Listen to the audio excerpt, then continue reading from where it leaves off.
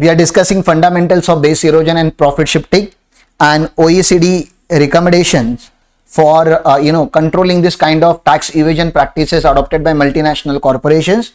So the next action plan that we are going to discuss is action plan number 7. Action plan number 7 talks about preventing artificial avoidance of PE status. Obviously, why they are avoiding PE status? You know that if PE falls in India, then according to DTAA of that we have signed with any foreign country, any income which is attributable to PE will be taxable in India.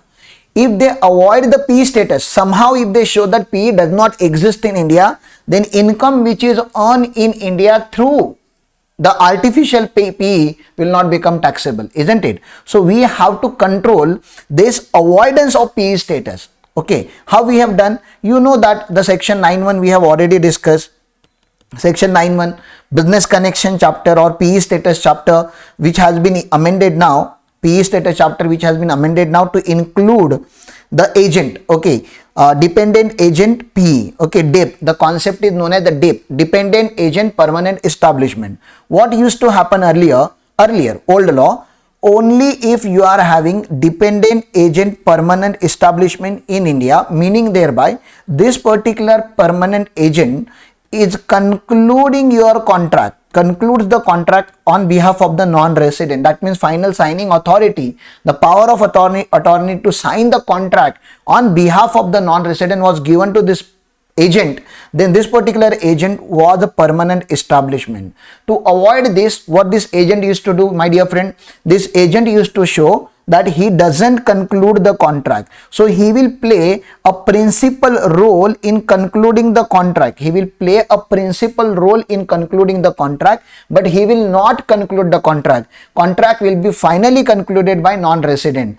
But now Government of India has become smarter and we have amended the definition of this permanent establishment to include the agent who habitually plays a vital role, a principal role in concluding the contract. Then even that agent will be called as dependent agent permanent establishment, and any income which is attributable to this agent earned by the non-resident should also become taxable in the hands of non-resident in India. Okay, this non-resident is liable to pay tax in India. Look at this.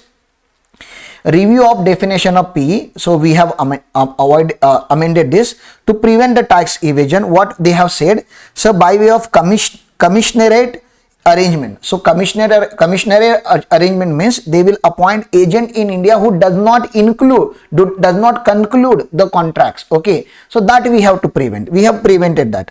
Modification of Article 5 para 5 to include person who habitually plays a principal role leading to conclusion of contract in definition of the agent. So this is what we have already adopted, and definition of PE is amended in India now.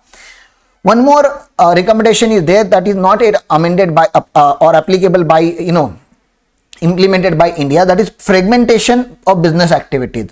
What these non-resident people will do, they will fragment means they will divide their business activity in small activities, and they will show that they are not actually doing any principal business in India, or they are not actively engaged in a business activities in India. Something they will do, they will fragmentize their business, they will divide the whole big activity in small activities in different locations, all to different players, so to show that they are actually not doing any huge profit making activities in India.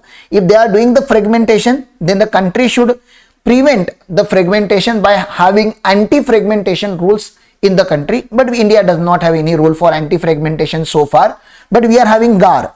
Obviously, we are having GAR, General Anti-Avoidance Rule. If we come to know that somebody is doing the treaty abuse or somebody is playing with Indian tax system, then we can invoke the GAR provisions and we can take the tax on that. But yes, this one we have definitely incorporated in India.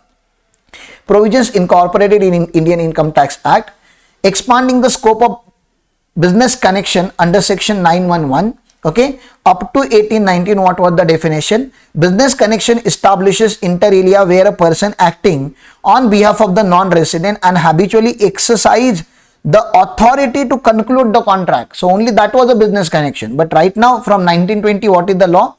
Business connection also includes any business activities carried through a person who, acting on behalf of the non-resident, habitually conclude the contract or habitually plays a principal role leading to conclusion of the contract by the non-resident. Such contracts should be in the name of the non-resident. Transfer of ownership of or granting the right to use or property owned by the non-resident that the non-resident has the right to use, or the provision of service by that non-resident. It can be a goods contract, it can be a intellectual property contract, it can be service contract, it can be any contract, please understand, but he is playing a vital role in concluding the contract. So definitely that non-resident is having business connection in India, permanent establishment in India through NR, and then any income which is attributable to Indian PE will become taxable in India.